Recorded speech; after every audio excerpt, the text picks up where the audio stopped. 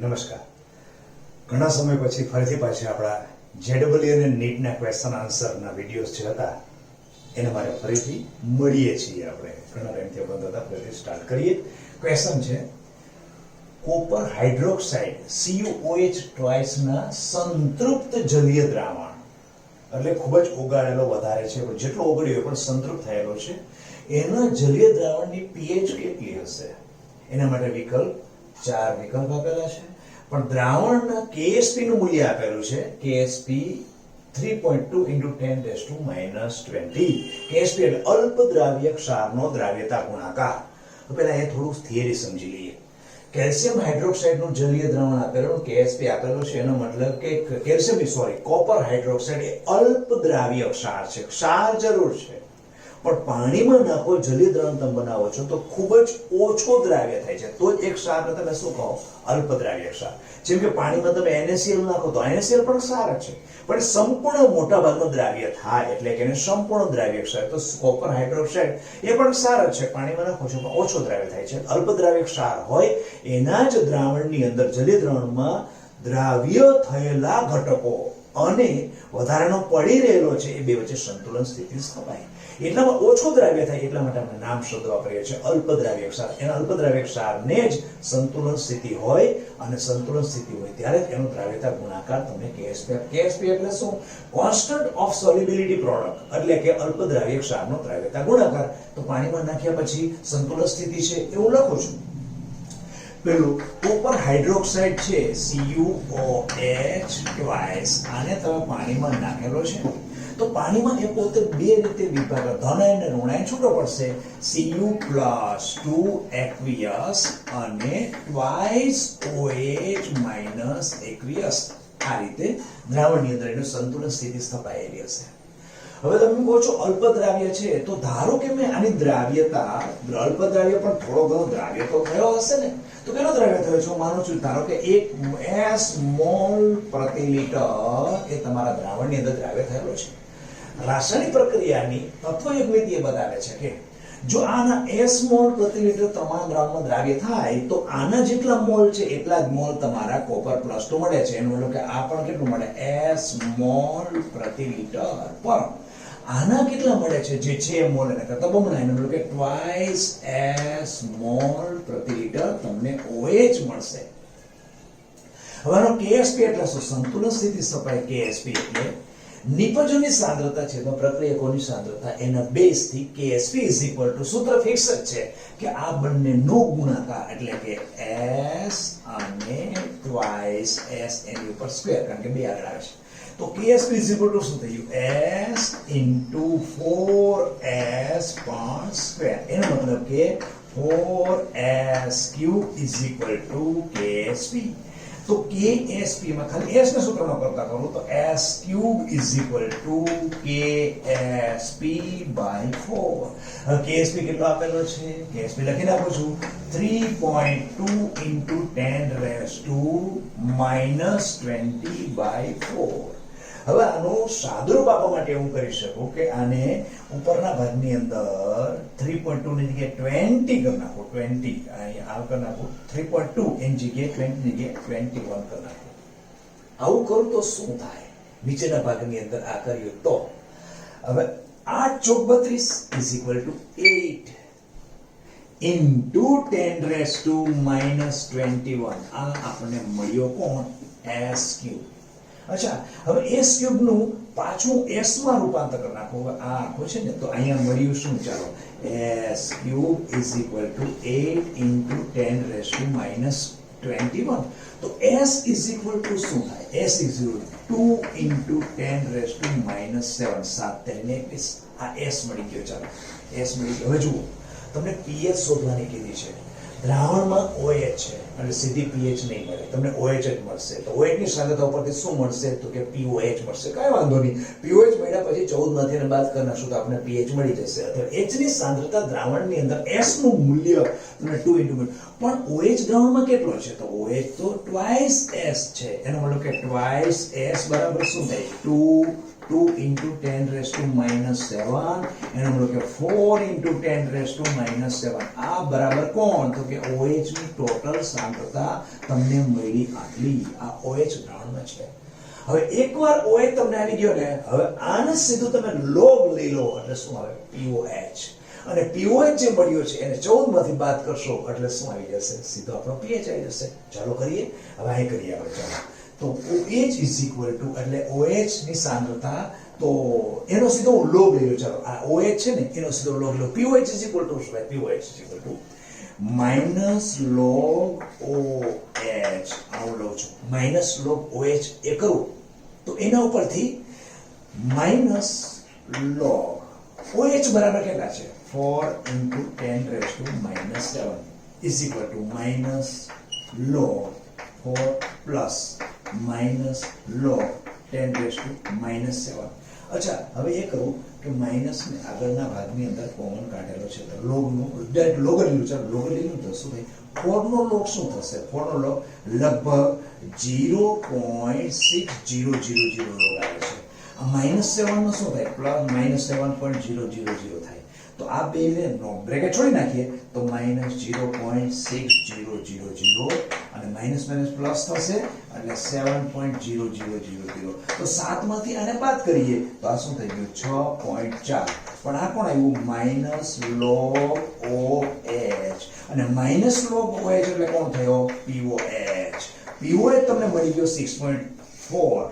તો pH plus POH is equal to 14. તો pH is equal to શું થઈ ગયું? 14 minus POH. તો POH ની કિંમત મૂકી દઈએ તો થાય 14 minus POH કેટલા છે? 6.4 is equal to, હવે જે આપણો જવાબ આવ્યો એ જવાબ સાચો. આમાંથી એને બાદ કરીએ તો શું થાય? 7.6. આ આપણો જવાબ સાચો. એટલે આમાં જવાબ કયો થયો? બી જવાબ સાચો છે. આખો એક્ઝામ્પલ પાછું હું તમને કરાવી દઉં છું. જો COH નું જે સંતૃપ્ત દ્રાવણ હતું એ તમારે પીએચ શોધવાની હતી. તમે અલ્પદ્રાવ્ય ક્ષાર છે એટલે એનું આયનીકરણ કર્યું.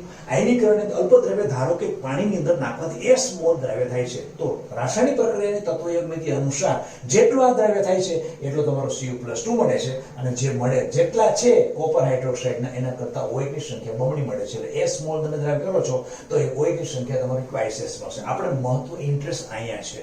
તો twice S ની અંદર એની ઉપરથી આપણે KSP નું સૂત્ર લીધું છે. આપણે OH જોઈએ છે KSP સૂત્ર આની અને આની સાંદ્રતા, એની ઉપરથી સૂત્ર ઉપરથી આપણે શું મળ્યું? KSP કિંમત મૂકી દીધી. S કેટલો છે? S અહીંયા શોધવાનો છે. KSP ની કિંમત મૂકી. S3 is equal to આ થયું અને કરંટ પર્ટિક્યુલર S3 બરાબર આવી ગયું. S3 ઉપરથી S લીધો પણ દ્રાવણની અંદર S ની કિંમત એ મૂકવાથી દ્રાવણમાં કુલ OH ની સંખ્યા આવી 4 × 10⁻⁷ પછી તો બહુ ઈઝી છે. OH તમને મળી ગયેલો છે. OH ઉપર તમે POH લીધો. POH મળ્યા પછી 14 માંથી બાદ કર્યો એટલે તમને pH મળી ગયો. એટલે આ આપણો જવાબ સાચો. જોઈએ બીજો પ્રશ્ન. સેકન્ડ ક્વેશ્ચન છે, એક પ્રક્રિયા માટે ડેલ્ટા H એટલે કે એન્થાલ્પી ફેરફાર 100 કિલોજૂલ પ્રતિ મોલ છે. જોજો અહીંયા ઉષ્માક્ષેપક પ્રક્રિયાનું નિર્દેશન માટે અહીં માઈનસ આપેલું છે. એન્થાલ્પી ફેરફારનું મૂલ્ય -100 કિલોજૂલ છે. કોઈ પ્રક્રિયા થાય છે એ બી ભેગા થઈને સી બને છે એવું કીધું છે. અને આ પ્રક્રિયા માટે એન્ટ્રોપી ફેરફાર એ પણ ઋણ છે, પણ જૂલ પ્રતિ કેલ્વિન. અહીં બેમાં ધ્યાન રાખજો, કિલોજૂલ છે અહીંયા જૂલ છે, જૂલ પ્રતિ કેલ્વિન છે. તો આ પ્રક્રિયા જે પણ કોઈ આપેલી છે કયા તાપમાને આપમેળે પ્રક્રિયા થશે એ આપણે તાપમાન જણાવવાનું છે. એના માટે વિકલ્પ 4 આપેલા છે. એમાં 1900 1100 ને કોઈ પણ તાપમાન હોઈ શકે. હવે કોઈ પણ પ્રક્રિયા આપમેળે થવા માટે ધ્યાન રાખો ડેલ્ટા જી એટલે કે મુક્ત ઊર્જાનું મૂલ્ય, ડેલ્ટા જી નું મૂલ્ય હંમેશા ઋણ મળવું જોઈએ. ઋણ મળવું જોઈએ એનો મતલબ ડેલ્ટા જી નું મૂલ્ય શું થવું જોઈએ? 0 કરતા નાનું થવું જોઈએ. તમને રકમમાં કોણ આપેલું છે? તો કે ડેલ્ટા H આપેલો છે અને ડેલ્ટા S આપેલો છે. શું ડેલ્ટા G ની ડેલ્ટા H એટલે કે એન્થાલ્પી અને S ડેલ્ટા S એટલે કે એન્ટ્રોપી એની વચ્ચે કોઈ રિલેશન વાળું સમીકરણ ખરું? એ મૂકીને જોઈએ તો તમને ખબર છે કે delta G is equal to delta H minus T delta S. અને આનું મૂલ્ય કેવું થવું જોઈએ? ઋણ થવું જોઈએ. એનો મતલબ શું થવું જોઈએ? આ આખાનું મૂલ્ય 0 કરતા નાનું થવું જોઈએ. એટલે ડેલ્ટા G નું મૂલ્ય, મુક્ત ઊર્જાનું મૂલ્ય નાનું થવું જોઈએ. કારણ કે ઉષ્મા ગતિશાસ્ત્રનો બીજો નિયમ છે, આપમેળે થતા બધા પ્રક્રમોમાં પ્રણાલીની મુક્ત ઊર્જા ઘટે છે. ડેલ્ટા G નું મૂલ્ય કેવું થવું જોઈએ? ઋણ થવું જોઈએ. ચાલો ટ્રાય કરીએ. તો એનો અર્થ એવો કે ગાણિતિક રીતે આ પોર્શન એટલો બધો મોટો હોવો જોઈએ કે જે આના કરતા આ પોર્શન કેવો હોવો જોઈએ, મોટો હોવો જોઈએ. એનો મતલબ કે ડેલ્ટા ટી ડેલ્ટા એસ નું મૂલ્ય હંમેશા ડેલ્ટા એચ કરતા આના કરતા જો મોટું હશે તો તમારી ટોટલ વેલ્યુ ઋણ થાય, એટલે કે માઈનસ આવે. ફરીથી પાછું, આને તમારે ઋણ લેવું હોય તો આનું મૂલ્ય બે આખો ગુણાકાર ટી ડેલ્ટા એસ નું મૂલ્ય આના કરતા કેવું હોવું જોઈએ, મોટું હોવું જોઈએ, તો તમારું ડેલ્ટા જી નું મૂલ્ય મેથેમેટિકલી ઋણ આવે. તો આપણી પાસે આ વસ્તુને કીધી છે કે તમે ઋણ મેળવવા માટે તો કિંમત મૂકીએ. ચાલો, તો t ઇઝ ઇક્વલ ટુ શું થાય? t is equal two t એટલે ડેલ્ટા h, અને નીચે લઈ જાઉં છું હું ડેલ્ટા s. હવે કિંમત મૂકું. ચાલો, તો ડેલ્ટા h બરાબર કેટલા છે? 100 છે, એટલે માઈનસ મેં 100 અહીંયા મૂકી દીધા. 100 છે, 100 માઈનસ અહીંયા મૂકી દીધા. એના પછી નીચેના ભાગની અંદર શું છે? Delta s. તો ડેલ્ટા s પણ શું છે? 100 છે, એટલે એ પણ કેવું છે? માઈનસ 100 મૂકી દીધા. પરંતુ અહીંયા જૂલ છે, અહીંયા કિલો જૂલ છે. કિલો જૂલ માટે અહીંયા શું કરવું પડે? 10⁻³ કરવા પડે, તો તમારું જૂલ અને આ નીચેનું જૂલ, જૂલ પ્રતિ મોલ થઈ ગયો, આ પણ જૂલ પ્રતિ મોલ થયો, આ જૂલ પ્રતિ કેલ્વિન છે, જૂલ જૂલ નીકળી ગયો. હવે એને કારણે સાથે આ પણ માઈનસ હોય કે પ્લસ હોય, પણ આ તે 100 છે તો શું થઈ ગયા? ઉડી ગયા. તો પછી t નું મૂલ્ય શું આવ્યું? t આવ્યું શું?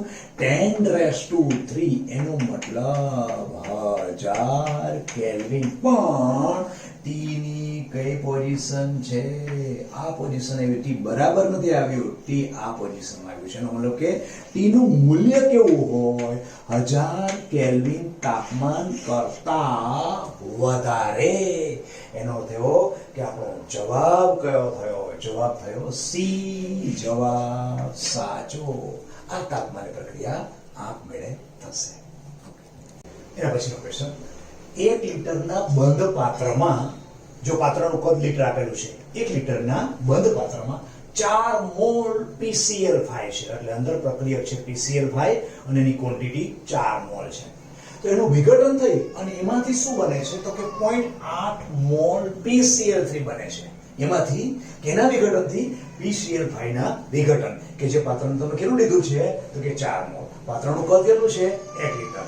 એનું વિઘટન થાય છે કોનું? PCl5 નું, અને એના વિઘટનથી 0.8 મોલ PCl3 બને છે. પ્રક્રિયામાં સંતુલન સ્થિતિ સ્થપાય છે. કેમ ખબર પડી? તો જ પૂછ્યું ને કે સંતુલન અચળાંકનું મૂલ્ય કેટલું કરી. ચાલો, તો PCl5 એનું વિઘટન કરું છું. PCl5 વિઘટન કરી અને આપણને કહ્યું છે કે સંતુલન સ્થિતિ સ્થપાય છે. તેમાંથી બને છે કોણ? તો કે PCl3 બને. જો કયું છે PCl3? તો PCl5 માંથી PCl3 નીકળી ગયો, ફોસ્ફરસ ને 3 ક્લોરીન નીકળી ગયો, તો બાકીનું હવે કોણ વધ્યું હશે? જે હોય તો લખવું તો પડે ને. તો કોણ હોય? Chlorine Cl2. કેમ? તો કે 3 ને 2 5. ઓકે, PCl5 છે ને, આ PCl5. હવે શરૂઆતની સિચ્યુએશન શું છે? શરૂઆતમાં પાત્રનું કદ કેટલું છે? 1 લીટર છે. 1 લીટર છે. જો 1 લીટરના પાત્રમાં, તો શરૂઆતમાં PCl5 ના મોલ કેટલા આપેલા છે? શરૂઆતના મોલ કેટલા છે? 4 મોલ. એનો મતલબ કે સાંદ્રતા કહીએ, સાંદ્રતા મોલ પ્રતિ લીટર, કારણ પાત્ર લીટરનું છે. તો 4 મોલ પ્રતિ લીટર શરૂઆતની અંદર છે. વિઘટન નથી થયું, શરૂઆતમાં કાંઈ નથી, ખાલી તમે નાખેલા જ છે. તો એવા સમયે શું હશે? આ બંને કેવા હશે? 0 મોલ પ્રતિ લીટર હશે.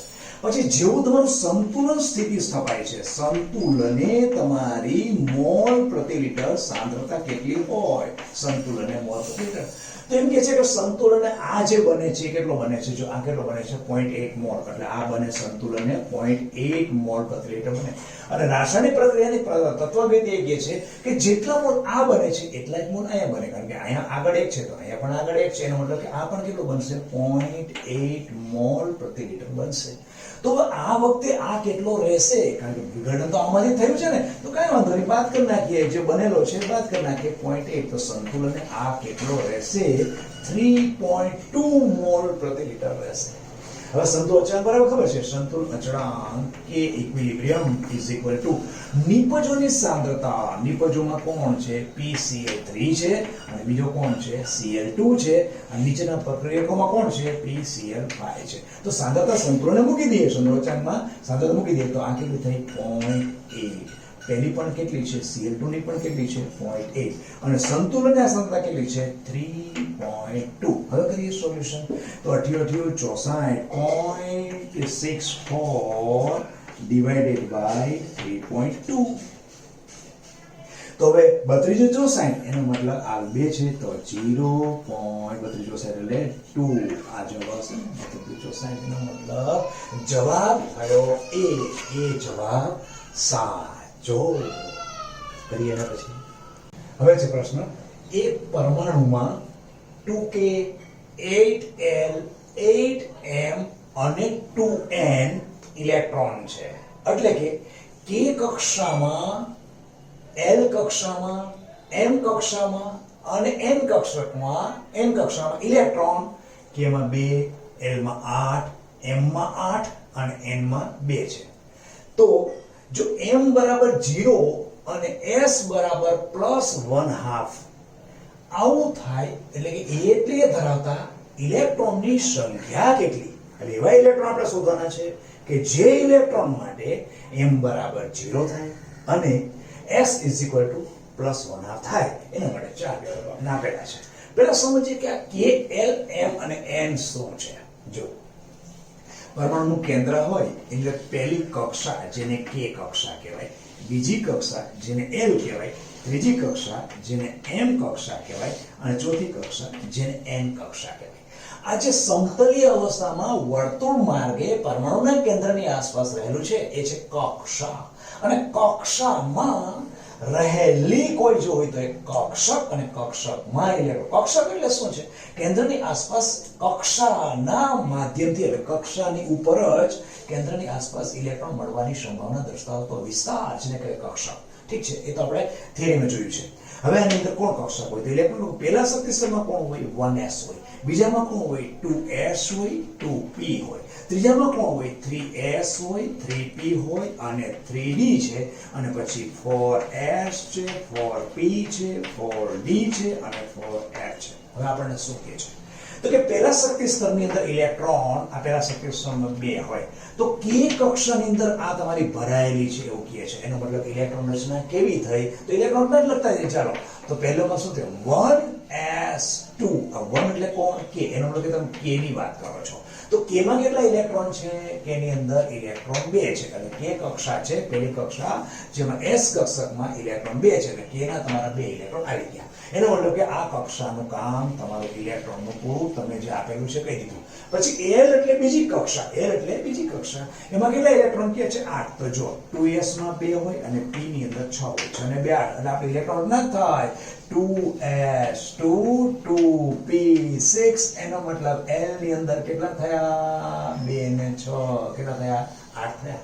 k માં કેટલા હતા? તો કે 2 હતા. એના પછી m માં કેટલા કે છે? 8. m છે m ની અંદર અહીંયા 2 હોય, અહીંયા 2 હોય, પછી અહીં ભરાય. પણ આપણે એ કીધું નથી, આપણે આટલા જ કરવાના છે. d ભરાયેલી અત્યારે નથી, આટલા જ ગણવાના છે. કારણ કે એટલે 2 અને ઇલેક્ટ્રોન ના કરીએ તો 3s2 3p6. કારણ કે 3s2 3p6 પછી 4s માં જઈને પછી 3d ભરાય એટલે આ ભરાય નથી, અહીં જશે ઇલેક્ટ્રોન. અને આ કયા છે? પ્રિય શક્તિ સ્તર એટલે કોણ? એટલે m ની અંદર કેટલા ઇલેક્ટ્રોન છે? તો કે 8 થયા ને, 2 અને 6. એટલે આપણે ઇલેક્ટ્રોન રચના ચાલતી જાય છે. જો 1s2 2s2 2p6 3s2 3p6 પછી 4s2 પછી 3d આવે એટલે 4s પછી ઇલેક્ટ્રોન ક્યાં જાય છે? 4s4s2. એનો મતલબ કે n એટલે કોણ? 4s આવે, 4p આવે, પછી 4s એટલે n છે તો n માં કેટલા ઇલેક્ટ્રોન છે? 2. આ 2 ઇલેક્ટ્રોન ભરાઈ ગયા. હવે આગળ ઇલેક્ટ્રોન જતા જ નથી. એનો મતલબ કે d પછી ભરાઈ ગયા. અહીંથી ઇલેક્ટ્રોન કેટલા છે? આવો પરમાણુ છે કે જેમાં છેલ્લા n ની અંદર 2 ઇલેક્ટ્રોન છે. કરીએ ચાલો. હવે તમને કેવા ઇલેક્ટ્રોન શોધવાનું કીધું છે? m બરાબર 0 અને s =1/2. કોઈ પણ પરમાણુમાં 2 ઇલેક્ટ્રોન રહેલા હોય, એકની સ્પિન ઉપર તરફ હોય, એકની સ્પિન નીચે તરફ હોય. એ કક્ષકમાં 2 ઇલેક્ટ્રોન હોય, એકની ઉપર હોય એને +1/2 કહો અને નીચે હોય એને -1/2. એટલે આપણે એક એવા લેવાના કે જ્યાં +1/2 એક કક્ષકમાં 2 ઇલેક્ટ્રોન હોય ને એ 2 ગણવાનું નથી, એક જ ગણવાનો છે. પણ m બરાબર શું થવું જોઈએ? 0. ચાલો તો m નું મૂલ્ય 0 થવા માટે l બરાબર અહીં કઈ કક્ષકમાં ઇલેક્ટ્રોન છે? s કક્ષક. તો l બરાબર s કક્ષક હોય ત્યારે l બરાબર કેટલું થાય? 0. ઓકે, તો l બરાબર 0 તો m નું મૂલ્ય શું થયું? m બરાબર +or-l.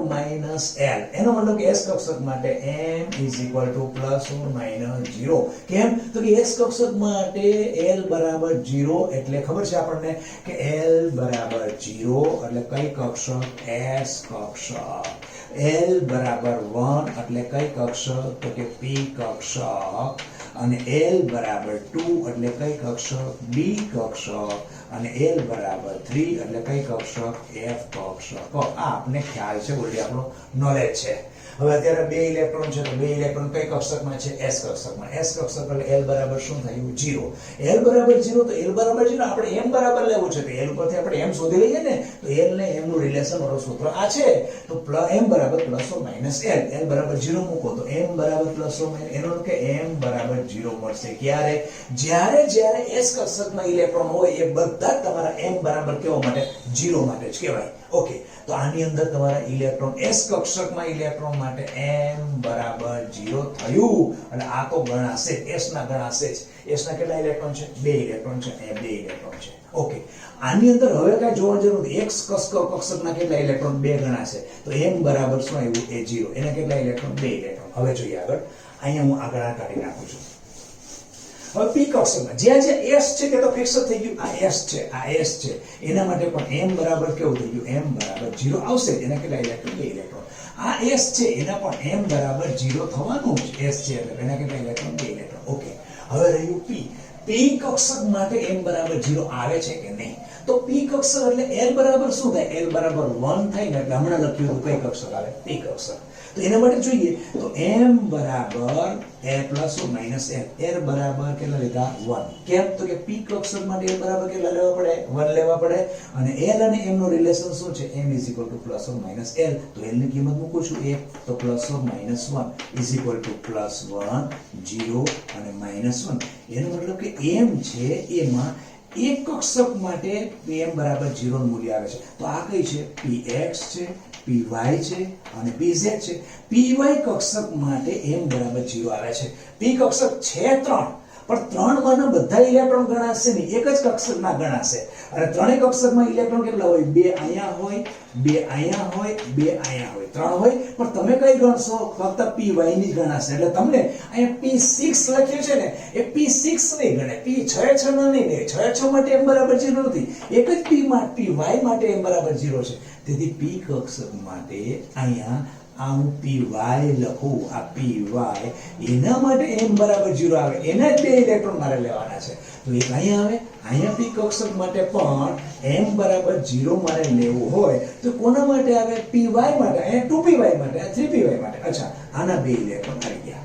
આમ આપણે નક્કી કરી લીધું કે M બરાબર 0 માટે ટોટલ ઇલેક્ટ્રોન કેટલા થાય છે. જો એક અહીંયા આવી ગયું, એક આ આવે છે, આના 2 ઇલેક્ટ્રોન આવે છે, પછી આના પાછળ 2 ઇલેક્ટ્રોન આવે છે, આ 3 માંથી આના 2 ઇલેક્ટ્રોન આવે છે, આ 2 છે તો છે જ, આ 3 કક્ષક હતી એના 2 આવે છે, આના 2 તો છે જ, અને પછી આગળ તો કઈ છે નહીં, આટલા છે.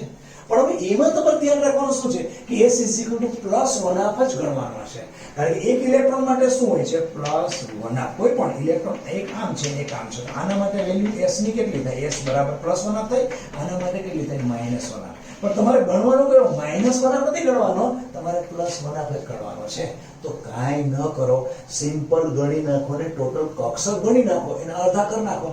જો તો આ એક કક્ષક, આ બીજી કક્ષક, આ ત્રીજી કક્ષક, આ ચોથી કક્ષક, આ પાંચમી કક્ષક ને છઠ્ઠી કક્ષક, આટલી આ બધી કક્ષકો છે. કક્ષકના ખાલી કક્ષકો ગણી નાખો. એક કક્ષકમાં 2 ઇલેક્ટ્રોન હોય, એકનો +1/2 છે, એકનો -1 છે. તમારે તો +1/2 લેવાનો છે ને, તો ટોટલ કક્ષકના અડધા થાય. તો તમારે ઇલેક્ટ્રોન એવા જવાબ કેટલી થઈ? 1 2 3 4 5 ને 6. 6 છે તો ઇલેક્ટ્રોન તમારે ઓલરેડી 6 દૂને 12 ન થાય, 6 જ થાય. કારણ કે 6 ની સ્પિન કેવી હશે? +1 આવશે. અને 6 ની સ્પિન કેવી હશે? -1 આવશે. હવે કદાચ 5મા ધોરણની માફક તમે ગણવા ધારો તો કરી શકો. જો આ +1 આવે, 1 2 3 4 5 અને 6. એ બે 6 આવે.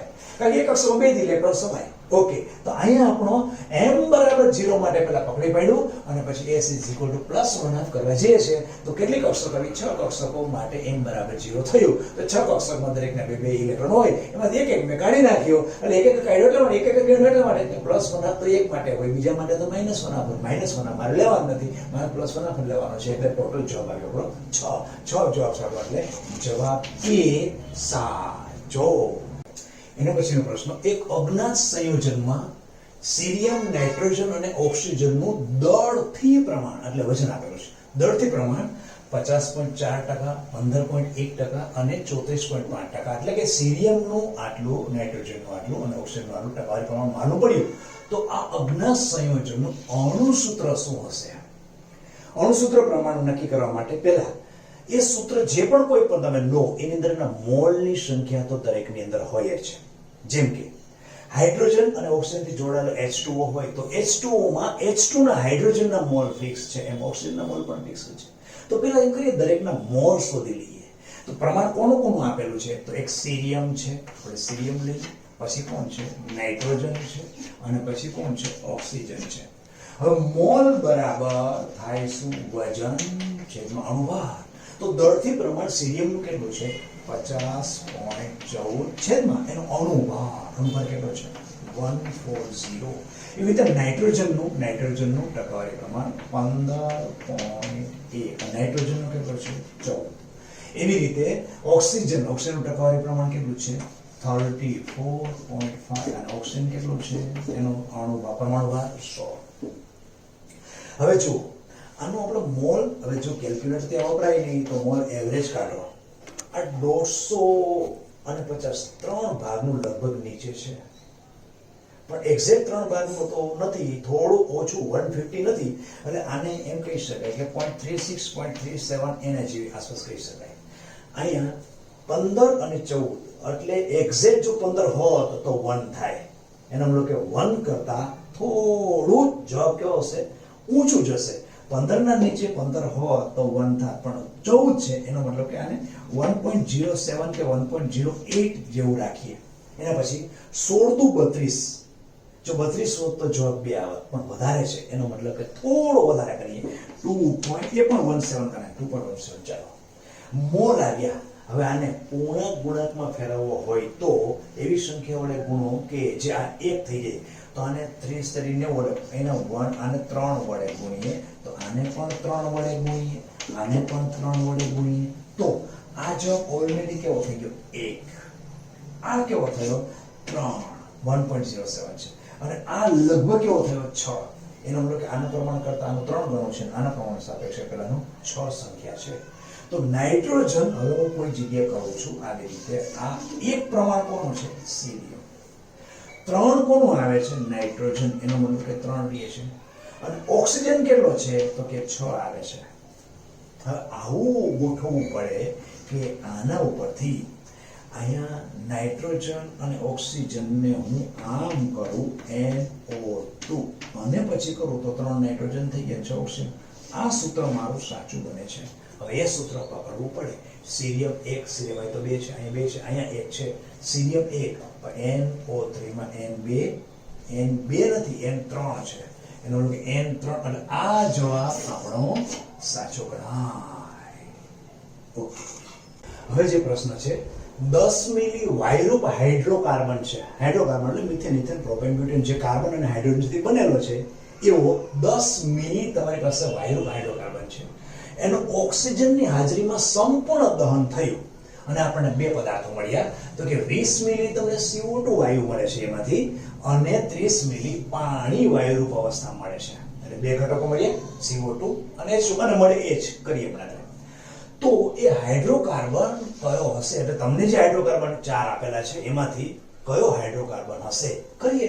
હાઇડ્રોકાર્બન માટે જો કાર્બન અને હાઇડ્રોજન, આના x અને આના y, કારણ કે બે મારે શોધીને કોઈ પણ આમાંથી x ની સંખ્યા 4 આવે અને y ની સંખ્યા 10 આવે તો મારે C4H થશે. આની પ્રક્રિયા હું ઓક્સિજન સાથે કરું છું અને તો મને મળવાનું શું? તો કે ઓક્સિજન કોની પાસે જશે? તો કે કાર્બન પાસે જશે. અને ઓક્સિજન બીજા કોની પાસે જશે? તો કે હાઇડ્રોજન પાસે. કાર્બન સાથે જઈને શું બનાવશે? તો એ તમને કહ્યું છે, કોણ બનાવશે? CO2. એટલે આ CO2 બનાવે છે, CO2 વાયુ. અને સ્વાભાવિક છે, મેં તમને કહ્યું, હમણાં કહ્યું કે તમને ખ્યાલ પણ આવી જશે કે CO2 જ બને. બીજું શું બને? એમાં કે એમોનિયા ન બને. એના પછી આ પાણી સાથે, આની સાથે H સાથે જાય તો શું બને? તો કે પાણી. એટલે શું બને છે? H2O. આ ગેસિયસ સ્વરૂપમાં બને છે. ક્લિયર? હવે આપણે x અને y શોધવાના છે. કરીએ ચાલો. ધારો કે અહીંયા કાર્બનના x મોલ છે, કાર્બનના અત્યારે મોલ કેટલા છે, x મોલ છે ને, અને એ જ પાત્રમાં હાઇડ્રોજન છે એના y મોલ છે, એ લીધેલા છે. આની સાથે હું ઓક્સિજન વાયુની પ્રક્રિયા કરું છું, ઓક્સિજન વાયુની પ્રક્રિયા કરું છું. હવે ઓક્સિજન આ કાર્બન સાથે જોડાશે અને ઓક્સિજન આની સાથે જોડાશે. તો જ્યારે કાર્બન સાથે જોડાય ત્યારે આના મોલ હું x લઉં છું, આના મોલ x લઉં છું, અને આની સાથે જોડાય ત્યારે આના મોલ y લઉં છું. કરીએ ચાલો. તો આ બંને ભેગા થઈ શું બનવાના છે? તો કે આ કાર્બન અને ઓક્સિજન ભેગા થઈ અને શું બનશે? CO2, કે જેમાં કાર્બનના મોલ કેટલા? x અને ઓક્સિજનના મોલ કેટલા? x. એનો મતલબ કે અહીંયા ખાલી તમારે x મૂકી દીધો એટલે રાસાયણિક સમીકરણમાં તમારે ફક્ત અહીંયા શું મૂકવાનું? x. આટલો પહેલા ખ્યાલ આવ્યો કે CO2 ના મોલ કેટલા બનશે? x મોલ છે, કારણ કે કાર્બનના x અને આ x બંને x મોલ થઈ ગયું એટલે આ આપણું ક્લિયર થઈ ગયું. હવે નીચે લઈએ. હવે જ્યારે હાઇડ્રોજન અને ઓક્સિજન ભેગા થઈ અને શું બનાવે છે? તો કે આપણે કીધું કે પાણી બનાવે છે, H2O ગેસિયસ બનાવે છે. ઓકે. હવે એમાં હાઇડ્રોજનના મોલ કેટલા? તો કે હાઇડ્રોજનના મોલ, આ પરમાણુ અહીંયા હાઇડ્રોજનના મોલ y છે, પણ અહીંયા હાઇડ્રોજનના મોલ કેટલા? તો કે y/2 કરવું પડે. હાઇડ્રોજન જો 2 છે, H2 છે. તો એવા સમયે આ ઓક્સિજનનો શું?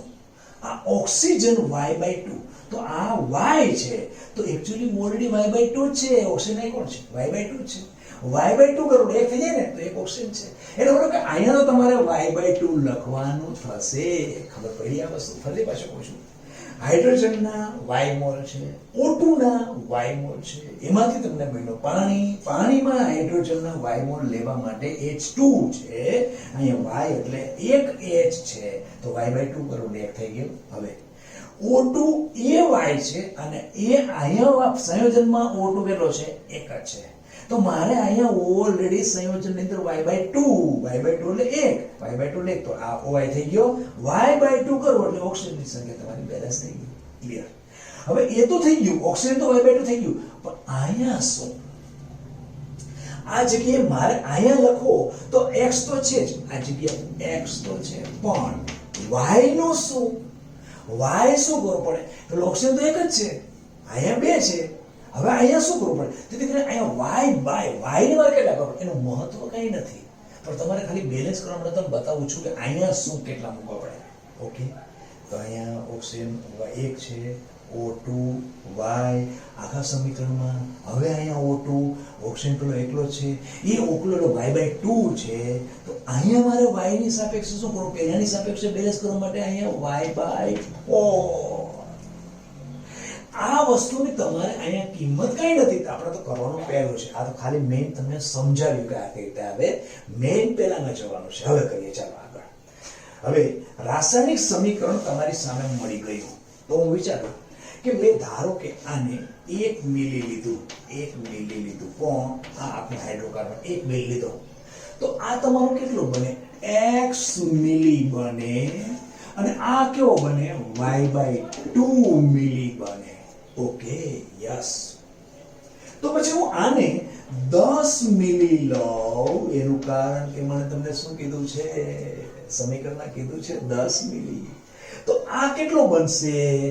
10x મિલી બનશે, અને આ 10y/2 મિલી બનશે. ઓકે. હવે જુઓ, આ તમને CO2 જે છે એ કેટલો બનશે એ તમે રાસાયણિક પ્રક્રિયાની તત્વયુગ્મિતિ પ્રમાણે કીધું, પણ CO2 નું એક્ઝેક્ટ કદ કેટલું છે? 20 મિલી. એનો મતલબ કે 10x CO2 કેટલો છે? 20 મિલી. તેથી કરીને x = 20/10 = 2. યસ. હવે એવી રીતે y/2 મિલી કોણ છે? પાણી. તો y10y/2 પાણી કેટલો છે? 30. એનો મતલબ 10y = 60 અને ગુણાકાર થશે તો y = 60/10. માઇનસ, એનો મતલબ y is equal to 6. હવે કિંમત મૂકી દો. x is equal to કેટલા આવ્યા? 2. y is equal to શું આવ્યા? 6. એનો મતલબ કે સૂત્ર શું થયું? C2H6. આ તમારો હાઇડ્રોકાર્બન હોય અને એ હાઇડ્રોકાર્બન જ્યાં મળે એ તમારો જવાબ. અહીં C2H6. એનો મતલબ આન્સર થયો બી. આ જવાબ આપણો સાચો. અહીંયા સુધી આપણે રાખીએ. ફરી પાછા નવા ક્વેશ્ચન, નવા આન્સર લઈને, સોલ્યુશન લઈને ફરી પાછા નવા વિડીયોમાં મળીશું. નમસ્કાર.